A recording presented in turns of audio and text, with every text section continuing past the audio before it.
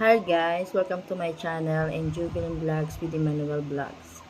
Um, Ganito kasi guys, nagbablog ako ngayon kasi gusto ko i-prank yung daddy ng anak ko.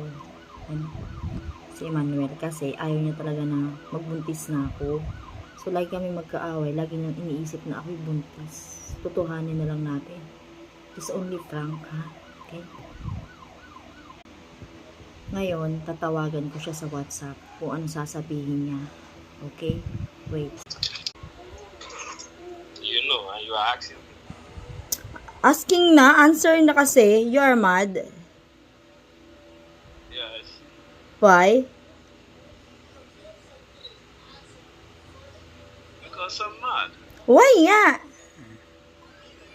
You're not happy with me? Why somebody is mad?